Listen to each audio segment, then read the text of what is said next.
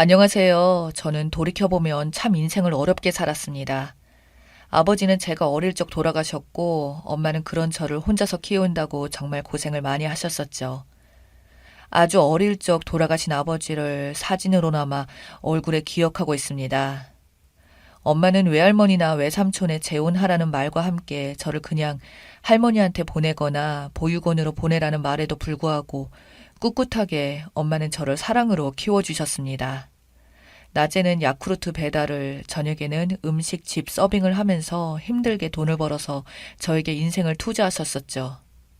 제 기억 속의 어머니는 참 아름다우신 분이셨습니다. 그래서 주변에서도 남자들이 많이 찾아오기도 했어요. 특히나 과부가 되어 혼자 살고 있는 걸 아는 동네 아저씨들이 괜히 저희 집 앞에 기다리면서 길거리를 서성이기도 했고, 어머니에게도 많은 유혹들이 있었지만 그 모든 걸 다 마다하시고 그렇게 힘든 시간을 보내면서도 오로지 저 하나만 바라보고 사셨어요. 그 이후 제가 고등학생 때쯤에는 그런 엄마에게 물어본 적도 있어요.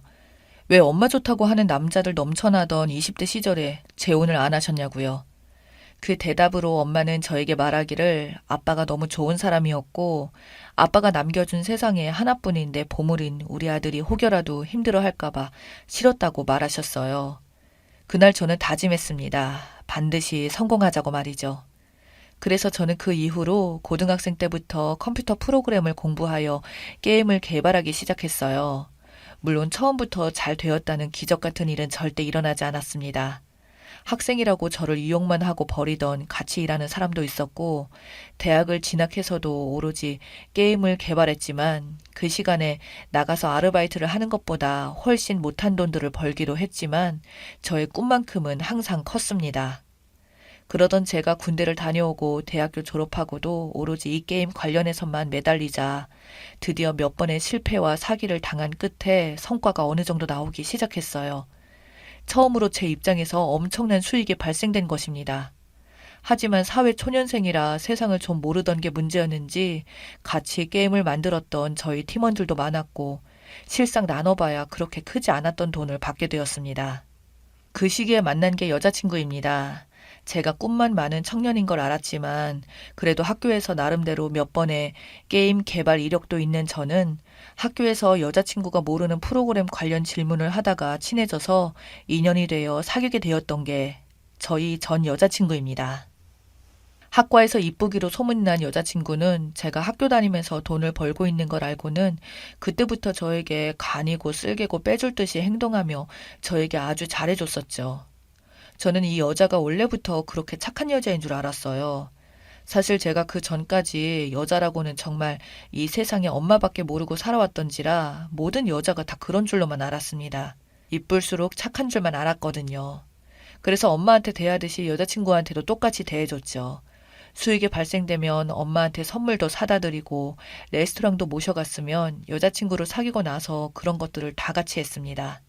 엄마는 저에게 너무 서두르는 거 아니냐고 말씀을 했지만 그땐 뭐 이 여자랑 저는 어차피 결혼할 거라고 착각을 했던 게 문제였습니다.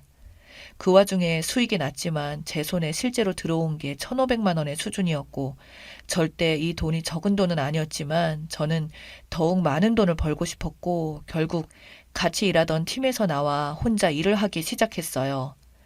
여자친구는 저에게 저라면 당연히 성공할 거라며 힘을 실어주었고 저는 정말 밥도 안 먹고 하루를 보낼 정도로 혼자서 디자인부터 개발의 기획까지 일일이 다 하느라 정말 6개월 동안 여자친구도 잘 만나지 못할 정도로 일만 하고 살았었어요. 그러나 제가 처음으로 시작했던 사업은 시작하자마자 쫄딱 망했어요. 반년이나 걸려서 만들었는데 건진 거라고는 10만 원도 안 되었거든요. 여자친구는 그걸 보더니 갑자기 조금씩 저에게 짜증과 언성이 높아지며 저에게 따지기 시작하더군요. 그 전까지 한 번씩 자취방에 놀러와서 제가 생각하고 기획한 걸 듣더니 너무 좋다며 저보고 천재라며 치켜 세워줄 땐 언제고 지금은 저에게 방구석에 처박혀서 이딴 20만 원 벌려고 그 6개월을 허비했냐며 그때부터 매일 저에게 한탄하듯이 잔소리만 했습니다. 한 번은 새벽에 여자친구에게 갑자기 연락이 와선 자다가 너무 화가 나서 깼다고, 창자가 뒤틀리는 것 같다고, 지금 도대체 뭐 하고 있냐고 이딴 식으로 저에게 말을 하면서 우리가 이 상황에 무슨 결혼이냐고 언성을 높이는 그녀에게 저는 제가 뭘 잘못한지도 모르고 그저 여자친구가 격분하며 말하니 미안하다고 사과하는 것뿐이었죠. 그래서 저는 여자친구에게 부탁했어요. 지금 제일 힘이 드는 건 솔직히 나라고. 네가 정 원하지 않으면 지금 하고 있는 걸 포기하고 그냥 다른 데 취직이라도 할 테니까 제발 이제 그만 좀 잔소리하라고 말했더니 연락이 그냥 두절되더군요. 심지어 제가 연락을 해도 받지도 않고요. 그래서 저는 여자친구 집 앞에 가서 기다리고 있었는데 다른 나이 많은 낯선 남자의 팔짱을 끼고 같이 자취방으로 들어가다가 저를 보고 흠칫하며 잠시 놀라더니 당당하게 저를 보며 말을 하더군요. 헤어졌는데 왜 구질구질하게 여기까지 찾아와서 이러냐는 말을 하는 여자친구를 보자 저는 어안이 벙벙했습니다. 그러자 그녀 옆에 있던 남자친구가 저에게 당장 꺼지라며 백수의 여자 돈이 난 뜯어먹고 사는 쓰레기라며 욕을 하더군요. 저는 순간 너무 화가 나서 둘이서 밀치고 욕하고 싸우자 여자친구는 저에게 스토커로 경찰에 신고하기 전에 당장 가라고 하더군요. 결국 경찰까지 와서 집으로 강제로 돌아가게 되었고 그 다음날 여자친구에게 연락해서 알아봤더니 글쎄 제가 개발 일하고 반년간 여자친구와 잘 만나지 못할 때부터 소개팅으로 자기보다 무려 11살이나 많은 남자를 소개받았다는 겁니다. 남자의 직업은 한의사라고 저랑 비교도 안 되는 남자라며 당당하게 저한테 비아냥거리더라고요. 사실 저한테 처음으로 접근했던 것도 학교 점수 좀 쉽게 받으려고 접근했던 거였고 그렇게 저를 만나다 보니 미래가 있어 보이는 줄 알고 만난 거라며 더불어 자기 정도면 어떤 급의 남자들을 만날 수 있는지 아냐며 말을 하는데 정말 내가 그동안 알고 지내던 여자인가 싶을 정도로 진짜 어이가 없었습니다. 그래서 저를 만난 게 자기 인생의 최악의 선택이었다고 말하며 아주 최악의 이별을 했었죠. 그리고 3달도 안 되어 그녀는 그 한의사라는 남자랑 결혼까지 하게 되었습니다. 그 이후 힘들어하는 저에게 엄마는 세상 모든 여자가 모두 엄마 같지도 그렇다고 그 여자 같지도 않다며 저를 다독이셨습니다. 그때부터 여자에 대한 가치관도 바뀌었네요. 저는 이렇게 힘들고 아파할 수만은 없었습니다. 그래서 저는 이 꽉 깨물고 도끼를 품고 더욱 열심히 일만 했었고 이번에는 운이 좀 좋았는지 그 뒤에 출시한 게임 작품이 국내를 떠나 해외에서도 좋은 성과를 보였어요.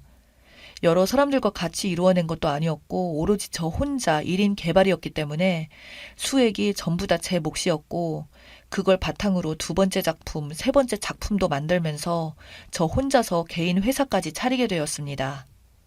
그 이후 소규모 개발 인력들이었지만 수익 내에서 운영했었기에 회사는 탄탄하고 안정적으로 성장해 나갈 수 있었고 그렇게 저의 개인 자산이 크게 불어가 엄마와 저는 꿈에서만 생각했던 낡고 허름한 수십 년 된 집에서 벗어나 땅 비싼 강남에 신축 아파트를 사게 되어 이사를 가게 되었습니다.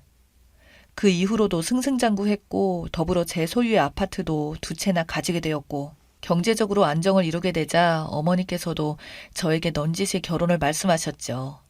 제가 어떤 여자가 좋은지 아직도 잘 모르겠고 그 뒤로도 연애는 몇 번을 해봤지만 제 상처가 과거에 워낙 커서 그런지 쉽게 마음이 가지 않았죠.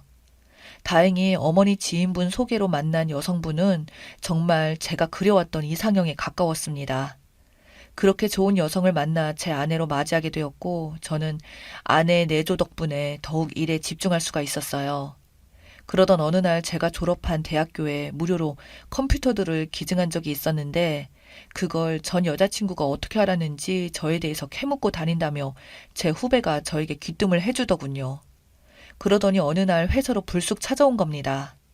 참 뒤통수 맞고 헤어지고 다시 얼굴 보기까지 6년이라는 세월은 길었고 그렇게 그 여자를 다시 보고 느낀 건 왜 제가 저런 여자를 그렇게 좋아했을까 하는 생각만 들더군요.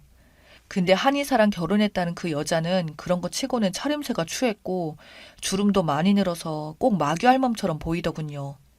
그런 생활의 풍파를 어떻게든 가리느라 화장을 떡칠해서 그런지 향수 냄새를 진하게 풍기면서 저에게 다가와 웃으면서 오랜만이라고 말하길래 저는 인사도 없이 대뜸 여긴 왜 찾아왔냐고 했습니다. 그러자 전 여자친구는 저에게 말하기를 왜긴 보고 싶어서 왔지. 우리 사이에 그러면 안 돼?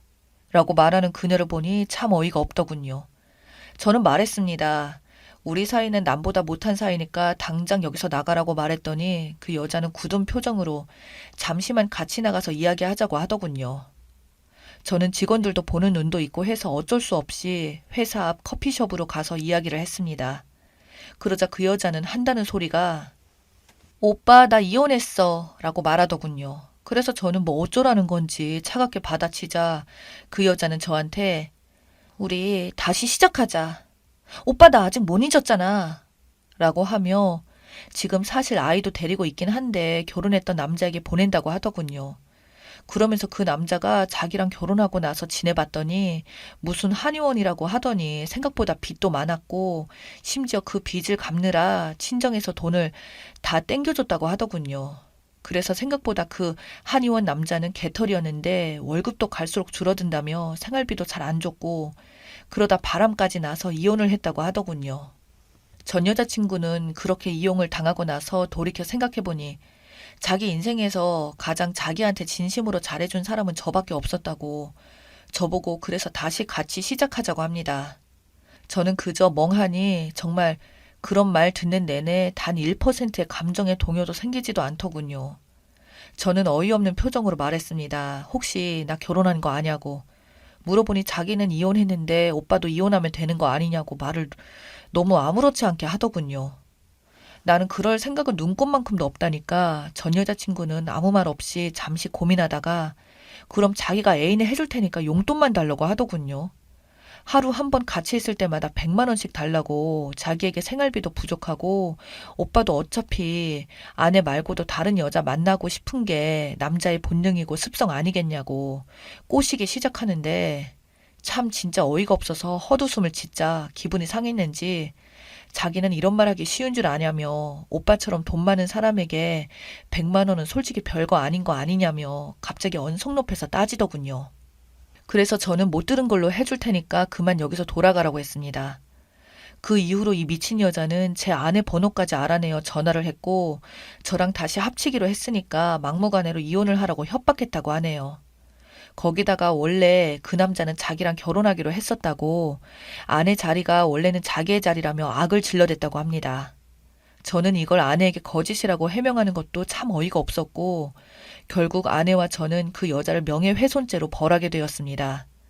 경찰서에 끌고 와서 울면서 저에게 한 번만 용서해달라고 말하는데 저는 그 답변으로 아주 요즘 잘 나가는 노펌 변호사를 고용해서 최고 형벌을 받게 해달라고 하고 신경을 꺼버렸네요. 참 어떻게 보면 저런 여자와 결혼할 뻔했는데 과거에 제 첫 사업이 실패했던 것이 오히려 하늘이 저를 도와주신 게 아닌가 싶기도 합니다.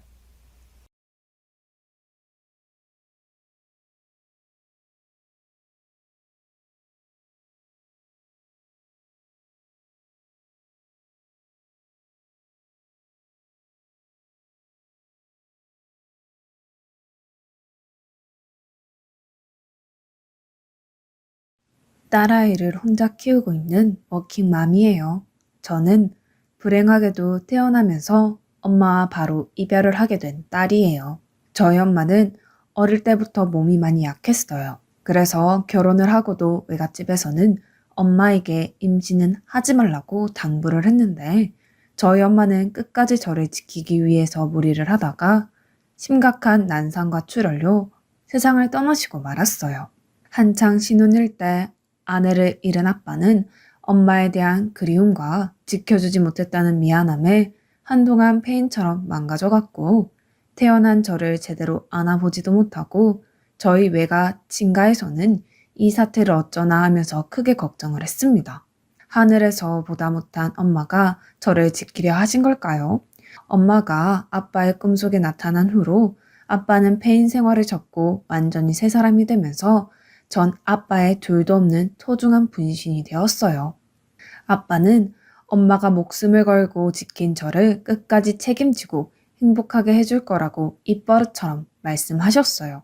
그 다짐은 제가 크면서 딸임에도 불구하고 엄마의 빈자리를 느끼지 않게 해주셨고요. 여러 이유가 있었겠지만 저는 또래보다 철이 빨리 들었어요. 혼자 저를 키우느라 고생하는 아빠를 보면서 늘 감사하고 죄송한 마음이 들었어요. 그래서 최대한 아빠 속을 썩이는 일은 하지 않았고 웬만한 친구들은 모두 다 학원을 가도 저는 집에서 혼자 스스로 문제집을 풀며 공부를 했고 학교에서 상위권을 유지하는 그런 아이로 자랐어요. 아빠는 혼자서도 척척 잘하는 저를 보고 늘 안쓰러워 하셨는데 한 번은 아빠가 이런 말을 한 적이 있어요. 아빠한테 우리 유진이는 세상 전부야. 아빠는 우리 유진이를 위해서라면 무슨 짓이든 할 수 있어. 우리 유진이는 아빠 속 석여도 되니까 무조건 건강하고 행복하기만 하면 돼. 저는 이렇게 말하는 아빠가 더 안쓰러웠어요.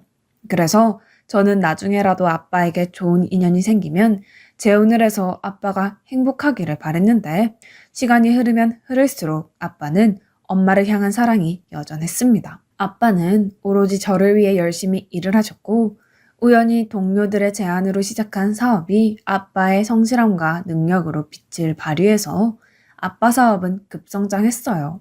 제가 대학에 들어갈 때쯤에는 대기업도 아빠의 회사와 함께 일을 하고 싶어 했고 아빠는 사업으로 성공하게 되셨어요. 경제적으로 여유가 생긴 아빠는 당신이 번 돈을 오로지 저를 위해 쓰셨고요. 그 덕에 대학 4년 동안 아르바이트 한 번 하지 않고 학비 걱정도 모른 채 대학을 졸업할 수 있었어요. 그리고 취업 전 저는 유럽에 배낭여행을 가고 싶어서 아르바이트를 하려고 했는데 아빠는 여행 자금도 대주시면서 적어도 아빠 그늘에서 살 동안은 굳은 일은 하지 말라고 하셨어요. 그 여행 중 유학 중이라는 한 남자를 만나게 되었어요.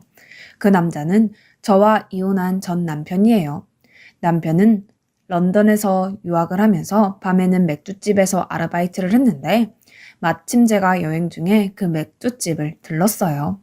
남편은 오랜만에 한국인을 만나서 반갑다며 한국말로 말을 몇 번 걸어오더라고요. 저도 타국에서 만난 한국인이 반가워서 몇 마디 나누면서 저의 인연은 시작되었어요. 짧았던 만남은 다음날 우연히도 점심을 먹다가 재회를 했어요. 저희는 본격적으로 이야기를 나누다가 서로 연락처를 주고받고 친구가 되기로 했습니다. 그리고 저는 한국으로 돌아와 취업을 했어요. 영국에 있는 남편과 종종 연락을 했고요. 그렇게 저희는 자연스럽게 장거리 연애를 하게 되었어요.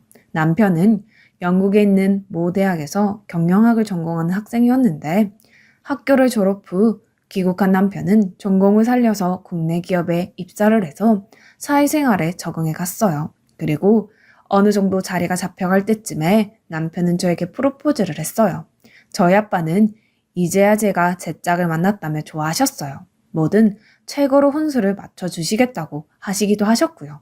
기뻐하는 아빠를 보면서 시집을 간다는 생각보다 식구가 늘었다는 기분으로 아빠에게 하루라도 빨리 잘 사는 모습을 보여드리고 싶었습니다. 아빠 역시 은근 외손주가 생기면 하고 싶은 게 많으시다고 새로운 꿈을 꾸기 시작했고 남편의 집에서도 다행히 저를 아주 마음에 들어 하셔서 저희는 곧장 결혼 준비에 들어갔어요. 저희 결혼은 아빠의 말대로 최고의 혼수와 우리나라에서 가장 좋다는 호텔에서 결혼식을 올렸어요. 딸 결혼식에 기분이 좋았던 아빠는 결혼식 비용도 모두 내시면서 저희 시부모님께 그저 저를 예뻐해 주시기만 해달라고 말씀하셨습니다. 아빠의 그런 모습 때문인지 시부모님은 저에게 어지간해서는 이거 해라 저거 해라 하지 않으셨고 오히려 혼자 계실 아빠를 잘 챙기라고 말씀해 주셨어요. 얘야, 내가 생각을 좀 해봤는데 우리 규태가 너네 아버지 회사에 들어가면 어떠니? 사돈도 사위가 떡하니 사업을 도와주면 엄청 든든하실 것 같은데 라고 말씀을 하시더라고요. 그때는 그게 시어머니가 별 뜻 없이 저희 아빠가 걱정돼서 하시는 소리인 줄로만 알았어요. 남편은 자신의 부모보다 혼자 계실 장인어른을 더 생각해서 신혼집도 제가 살던 집 근처로 본인이 나서서 구할 만큼 아빠를 신경 썼어요. 일주일에 못해도 두세 번은 저희 아빠와 함께 저녁 식사를 하며 마냥 즐겁게 지냈어요. 그러던 중 남편은 회사 생활이 자기 뜻처럼 되지 않아서 힘든 시간을 보냈어요. 외국 생활을 해서인지 회사의 권력 구조에 늘 불만이 많던 남편은 이직도 생각하고 있었고 남편의 고민을 듣던 아빠는 시어머니의 바람대로 남편을 회사로 오라고 하시며 한 가지 약속을 받으셨어요. 나는 사위라고 그런 거 용납 못하는 사람이야. 그러니 회사에서 살아남는 건 자네 몫이야. 우리 회사는 열심히 일하는 사람을 우대하는 회사야. 난 자네가 사위라고 특별하게 대우하지 않을 거고 다른 사원들처럼 똑같이 평가할 테니까 그저 장인 회사라고 생각하지 말고 열심히 해. 남편은 선뜻 자신의 회사로 오라는 아빠의 부름에 기뻐하며 감사하다고 무조건 열심히 하겠다고 약속했어요. 그렇게 저희 가족은 아무 걱정 없이 행복한 시간을 보내게 되었습니다. 그러다 결혼 5개월 만에 임신을 하게 되었어요. 제 임신 사실을 알게 된 아빠는 크게 기뻐하시면서도 저를 낳다가 세상을 떠난 엄마가 자꾸 생각이 나는지 조금 유난을 떨며 저를 챙기셨어요. 남편은 처음에는 좀 지나친 게 아닌가 하는 눈치였지만 저희 친정엄마 이야기를 듣고 오히려 남편이 더 혹시라도 모를 걱정에 저희 아빠를 따라서 아주 저를 극진히 모셨는데 그 모습이 시어머니는 썩 보기 좋지 않으셨던 것 같아요. 넌 좋겠다. 친정아빠의 남편까지 아주 난리도 아니구나. 누가 보면 세상에서 너 혼자 임신한 줄 알겠다. 저는 시어머니의 그런 모습에 민망하고 불편했어요. 그래서 남편에게 적어도 시어머니 보는 앞에서는 조심하라고 했습니다. 그 덕에 지난날 같은 일은 피하면서 저는 드디어 첫 딸을 출산하게 되었어요. 조금 난산이기는 했지만 12시간의 긴 진통 끝에 자연분만으로 아이를 낳았어요. 아빠는 저와 손녀가 무사해서 눈물까지 보이시며 기뻐하셨어요. 그리고 손녀가 태어난 순간부터 아빠는 손녀 바보가 되셔서 툭 하면 전화해서 손녀가 보고 싶다고 저에게 매일 사진을 찍어서 당신에게 보내달라고 하셨어요. 조리원에서 집으로 돌아온 후에 아빠는 매일 저희 집에 출근 도장을 찍으며 당신 손녀를 보고 가셨습니다. 휴일이면 내가 눈치 없는 사람은 아닌데 우리 채원이가 너무 보고 싶어서 집에 있을 수가 없다면서 당신은 채원이하고 놀 테니까 둘이 밖에 나가서 놀다 오라면서 딸인 저조차 제 딸 아이가 질투날 정도로 아빠는 세상을 전부 다 가진 듯 행복해 하셨어요. 물론 아빠의 이러한 사랑이 조금은 지나쳐서 남편 보기 민망할 때가 있었는데 저렇게 좋아하는 아빠를 보니 결혼해서 아이를 낳기 잘했다는 생각이 절로 들었어요. 그런데 그런 행복도 너무 지나치면 누군가 시샘을 하는 걸까요? 주말을 채원이랑 행복하게 보낸 아빠가 그날은 유난히 다음날 회사에 가기 싫다면서 휴가를 쓸까 하는 농담을 하셨는데 다음날 점심때가 되기도 전에 걸려온 전화 한 통에 저는 세상이 무너지는 듯 다리 힘이 풀리고 말았어요. 김영호 씨 가족 되시죠? 지금 빨리 저희 병원으로 오세요. 김영호 씨 교통사고로 지금 응급수술에 들어가셔야 합니다. 응급수술이라니 숨이 막힌 것처럼 쉬어지지 않았어요. 그래서 떨리는 손으로 아침에 출근한 남편에게 전화를 걸었어요. 자기야, 우리 아빠가 지금 응급수술을 해야 하는데 근데 나 지금 힘이 풀려서 움직일 수가 없어. 어떻게 해? 남편은 거의 다 죽어가는 제 목소리에 진정해. 우선 내가 우리 엄마한테 전화할 테니까 채원이 엄마한테 맡기고 병원으로 와. 난 지금 장인 어른한테 바로 가볼게. 아무 일도 없을 테니까 걱정하지 말고 조심히 와. 라면서 저를 진정시켜 주었어요. 남편의 말을 무슨 신이 말한 것처럼 믿으며 연락을 받고 급히 온 시어머니에게 아이를 맡기고 시어머니가 타고 온 택시를 타고 병원으로 향했어요.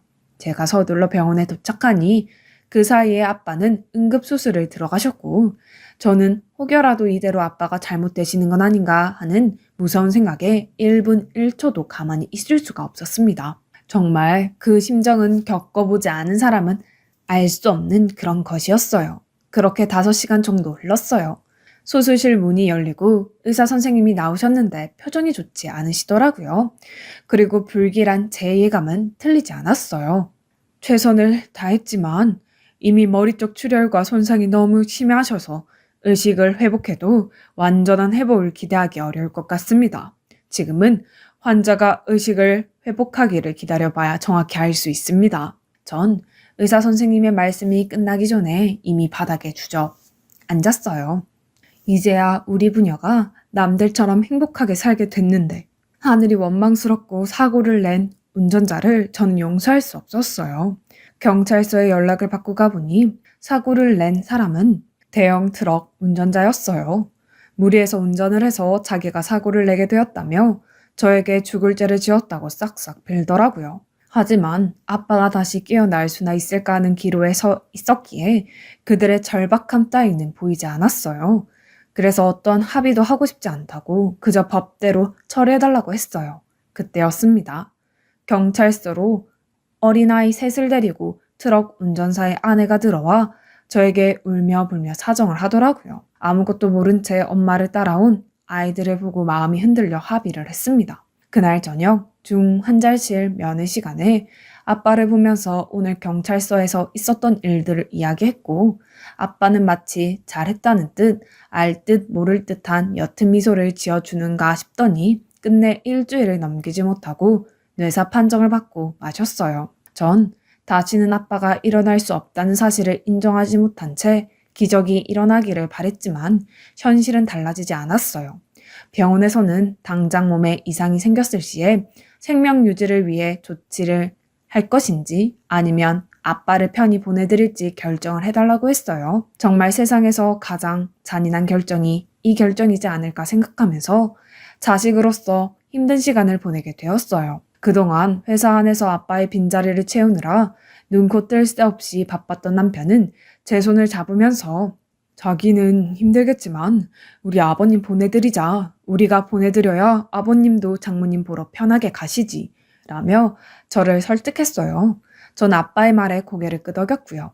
그렇게 저는 아빠의 임종을 지켜봐야 했고 시부모님 역시 저희 딸을 데리고 아빠에게 마지막 인사를 하러 병원에 오셨는데 그날 전 정말 듣고도 믿을 수 없는 말에 손이 덜덜 떨렸어요. 여보, 그럼 이제 그 사돈 회사 어떻게 되는 거야? 재원애미가 우리 경태 밀어주면 우리 경태가 운영하게 되지 않을까? 그치. 그러게 내가 이럴 줄 알고 우리 경태가 그 회사에 갔으면 좋겠다고 생각했거든. 사돈도 아무것도 모르는 자기 딸보다는 영국 유학까지 다녀온 우리 아들한테 회사를 맡기는 게 더 낫겠다고 생각하겠지. 우리 곁에 두기를 잘했지. 당신은 괜히 내가 헛바람에 들어서 그런다고 뭐라고 했지만 이것 봐. 우리 아들이 이렇게 보답하잖아. 이제 그 회사가 우리 아들 거네. 비록 저희 아빠가 뇌사에 빠져서 임종을 앞두고 있지만 제 딸아이를 안고 저런 대화를 나누는 시부모님이라는 작자들에게 저는 소름이 다 돋았어요. 그래서 저는 두 사람 앞에 불쑥 다가가 아이를 뺏어안고 이렇게 말했어요. 그래서 그렇게 저한테 채원이 아빠 저희 아빠 회사에 넣어달라고 하셨어요? 저희 아빠 회사 꿀꺽 하려고요? 예, 그게 무슨 말이니? 네가 오늘 좀 예민해서 그런 것 같은데 너 그거 무례하다? 그래 세아가 아무리 네가 지금 힘들어도 시부모 앞에서 이러는 건 아니지. 네, 저도 이건 아닌 것 같네요. 사돈한테 마지막 인사를 오시면서 무슨 로또 맞은 사람들처럼 히히낙낙 하시는 거 정말 어른답지 못하시네요. 아마 저희 아빠도 이런 사람들한테 인사받고 싶지 않을 것 같으니 돌아가세요. 이런 사람들? 얘 너 말 다 했니? 노발대발하는 시어머니의 말을 무시한 채 병실로 갔어요. 제가 딸 아이를 데리고 병실에 도착하자 남편은 시부모님의 전화인 것 같은 통화를 하면서 저를 쳐다보더라고요. 저는 그런 남편을 원망하듯 노려봤는데 남편은 한숨을 쉬었어요. 그렇게 죄송하게 아빠를 보내드렸어요. 마음 같아서는 내 걱정은 하지 말라고. 난 너무 행복하니 아빠도 엄마에게 가서 못다한 행복 누리고 살라고 말하고 싶었지만 전 아빠와의 마지막을 망친 남편과 시댁이 미웠어요. 시부모님들은 당신들도 골이 단단히 났는지 저희 아빠의 장례식 동안 한 번도 모습을 보이지 않았고 저 대신 상주 노릇을 하는 남편은 형식적으로 자리만 지키고 저를 챙기거나 아빠에 대한 마음은 없어 보였어요. 발인을 마치고 집으로 돌아온 저는 남편과 함께 아빠 유언장을 변호사를 통해서 보게 되었고 회사 운영을 딸이 아닌 사위인 제 남편에게 모두 맡긴다는 내용을 알게 되었어요. 남편은 너무 뜻밖이라며 놀라는 눈치였어요. 말은 모질게 회사에서 달리 대우하지 않겠다고 하셨지만 하나뿐인 당신의 딸을 배우자를 사실은 많이 챙겨주고 싶어 하셨나 보다 생각했어요. 그런데 문제는 전혀 엉뚱한 곳에서 터져 나왔어요. 회사의 사장이 된 당신의 아들을 등에 업고 시부모님이 저를 함부로 대하기 시작한 거예요. 얘야, 우리 김장해야 하는데 내가 요즘 허리도 아프고 손목도 아파서 네가 좀 해라. 그렇게 아프시면 올해는 그냥 사서 드시죠. 얘는 사면 먹을 게 있니? 내가 알려줄 테니까 넌 그냥 시키는 것만 해. 여태 김장을 하는 말 한 번 없던 시어머니는 저를 불러 처음으로 김장을 하셨고 무려 100포기라는 김치를 저 혼자 담그라던 그날 저는 끙끙 앓아야만 했어요. 그리고 그 밖에 전에는 부르지 않았던 집안의 소소한 행사까지 저를 불러 일을 시키는데 그렇게 생각하지 않으려고 해도 지난번 일을 복수하시는 게 아닐까 하는 생각과 이제 친정아빠도 없으니 막대하기 시작하시는 건가 라는 생각이 들었어요. 그래서 한 번은 참다 못해 남편에게 폭발했고 남편은 별일도 아닌데 예민하다면서 그동안 제가 저희 아빠를 믿고 시부모님 어려운 줄 모르고 산 거 아니냐는 복장 터지는 말만 하더라고요. 남편은 그 후로 저와 한마디도 하지 않았고 저는 아빠를 잃고 졸지에 고아가 된 기분이 들어 세상에 혼자 던져진 기분에 우울증까지 앓게 되었어요. 그렇게 남편과 멀어질 즈음 시어머니의 생신날이 되었어요. 저는 남편이 미리 예약했다는 한정식 집으로 조금 늦게 도착해서 들어가려고 하는데 우리 CEO 아들 요즘 어때? 사장님 얼굴이 훤해하는데 얼굴이 반쪽이 됐네. 요즘 일이 많아서 그래요. 그래, 원래 대표라는 자리가 일이 많지. 그래도 유학까지 다녀오고 나니까 이만큼 하는 거야. 엄마는 요즘 밥을 먹지 않아도 그렇게 배가 부르다. 엄마가 고생해서 키워준 덕분이에요. 이제 아들이 다 해줄 테니까 하고 싶은 거 갖고 싶은 거 말만 하세요. 그래? 사실은 그 사돈분이 지냈던 전원 주택 있잖아. 우리 거기로 이사하면 안 될까? 지금 집은 너무 좁아서 이사를 가면 좋겠는데. 그 집이 마침 비어있고 우리 수준에 딱이잖아. 우리 아들이 회사 대표인데 어차피 빈집이니까 그렇게 하세요. 네 처가 알면 뭐라고 하지 않을까? 지 아빠 집이라고 거품 물면 어쩌지? 괜찮아요. 유언장에 그 집도 제 앞으로 되어 있어요. 어머, 그래? 잘 됐다. 그럼 엄마는 우리 CEO 아들만 믿고 당장 이사한다. 그러세요. 근데 혹시 진명이 니네 아버지한테 주면 안 되니? 우리도 말년에 집 한 채는 있어야 될 것 같아서. 저는 정말 듣자 하니 이 도둑놈 집안을 가만히 둘 수 없었어요. 그리고 회사는 모르지만 집까지 아빠 앞으로 해줬다는 아빠의 유언장이 그제서야 의심이 들었어요. 그래서 저는 그 길로 어렸을 때부터 알고 지낸 아빠의 지인을 무작정 찾아갔어요.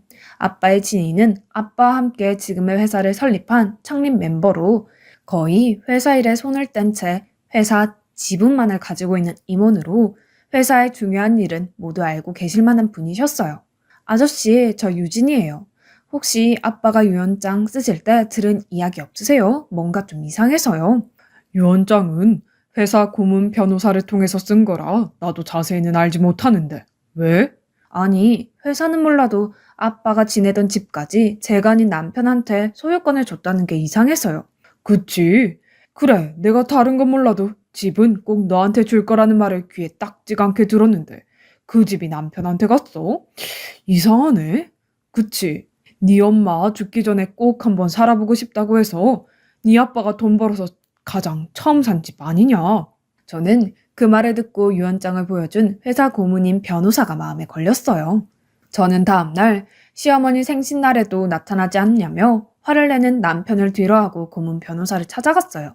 그리고 다짜고짜 아빠의 유언장을 다시 보여달라고 했습니다. 그 길로 혹시 중간에서 위조나 조작이 되었는지 제 눈으로 확인하겠다고 했어요. 변호사는 절대 그런 일 없다고 펄쩍 뛰면서 설레발을 치더라고요. 전 딸 자격으로 제 눈으로 꼭 확인해야겠다고 으름장을 놨어요. 결국 그 유언장을 다시 받아봤어요.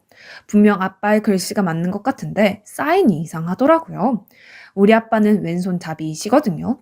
그래서 아빠가 사인을 하실 때 굉장히 독특한 특징이 있어요. 아무래도 정말 이상해서 필적 조회를 해보기로 했습니다. 그리고 나온 결과는 아빠의 유언장이 아니었어요. 어쩜 이렇게 어리석을 수 있을까요?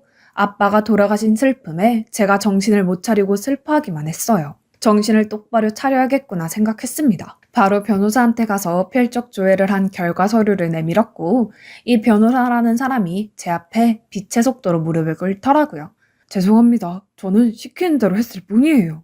남편은 변호사와 한편이었고 일이 다 처리된 후 주겠다는 긍정적인 보상 또한 안 했나 보더군요. 뭐 이런 놈이 다 있는 건지 이런 일은 드라마에서나 당하는 줄 알았어요. 저는 변호사에게 아무것도 책임을 묻지 않을 테니 이제부터 저를 도와달라고 했어요.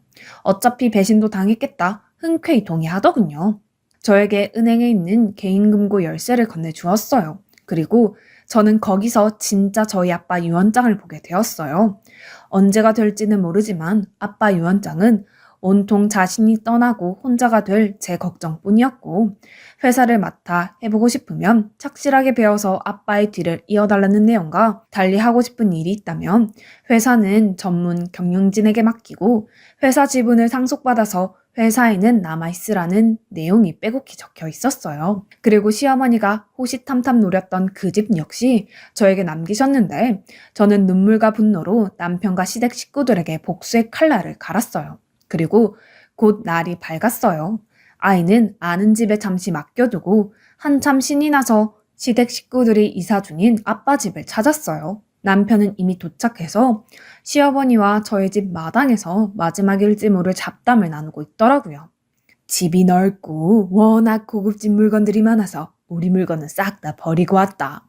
잘하셨어요. 그리고 필요한 거 있으면 이 법인카드로 사세요. 그래도 돼? 그럼요. 사장 아들 두고 뭐 하세요? 저는 두 주먹을 불끈 쥐고 전화를 걸었어요. 곧이어 남편과 작당을 했다가 자신의 죄를 실토한 고문 변호사가 도착했고 저와 같이 남편 시어머니 앞으로 갔어요. 너 왔니? 아주 빨리도 왔다. 이사 다 끝나니까 노는구나. 어머, 벌써 이사가 끝났어요? 하긴 가진 것도 없으니 들고 올 것도 없었겠네요. 당신 왜 또 시비야? 그리고 강 변호사님은 여기 왜 오셨어요? 내가 같이 가자고 좀 불렀어요. 사실 내가 어마어마한 일을 알아버렸거든요. 저는 남편에게 저희 아빠 진짜 유언장이 들은 봉투를 내밀었어요. 남편은 그 유언장에 얼굴이 하얗게 변해서 굳어버렸는데 아무것도 모르는 시어머니가 유언장을 받아 들더군요. 내용을 다 읽은 시어머니는 허겁지겁 저희 아빠 유언장을 찢으셨어요.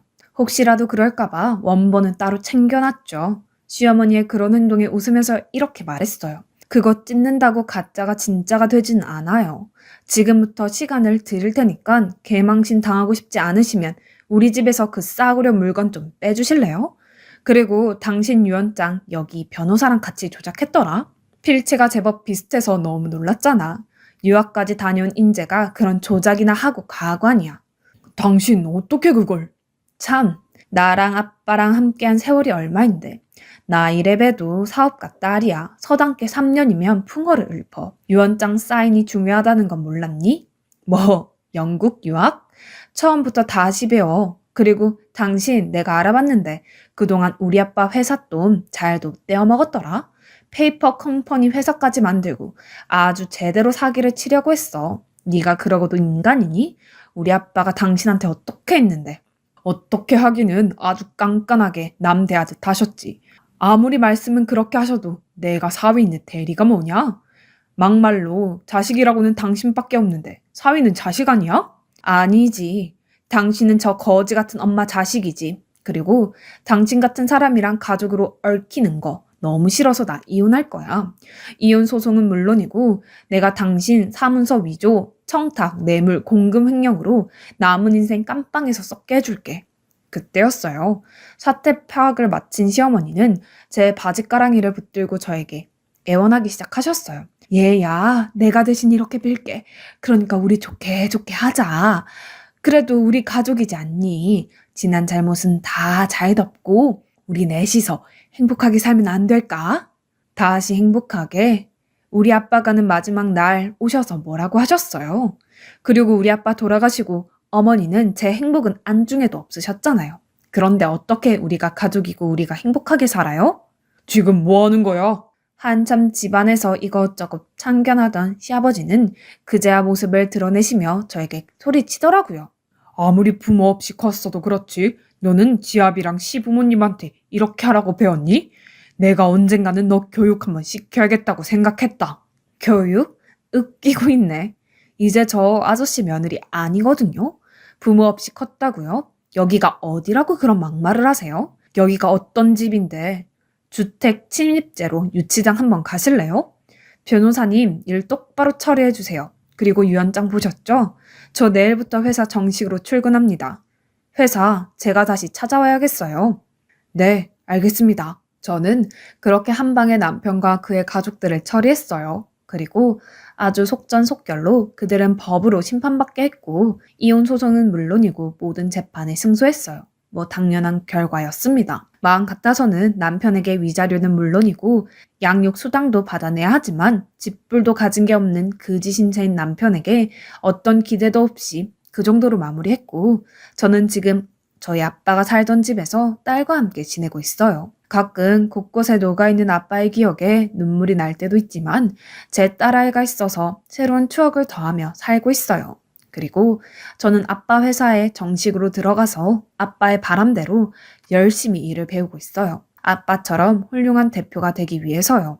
다행히 회사는 제가 나오고부터 빠르게 다시 안정을 찾아가기 시작했어요. 아빠가 잘 살아오신 덕에 도와주시는 분들이 많았습니다. 아기 키우며 회사 일하느라 정신이 없지만 육아도 일도 보람이 따르기에 더 잘하고 싶은 욕심으로 더 나은 미래를 꿈꾸고 있답니다. 언젠가 저의 이런 노력이 더 큰 결실을 맺을 수 있겠지요. 저는 앞으로 저희 아빠가 그러셨듯이 제 딸아이를 위해 최선을 다해 열심히 살 겁니다. 부디 아직은 미약한 저를 응원해 주셨으면 좋겠습니다. 지금까지 제 이야기 들어주셔서 감사합니다. 모두 행복한 날만 되시기를 진심으로 바라겠습니다.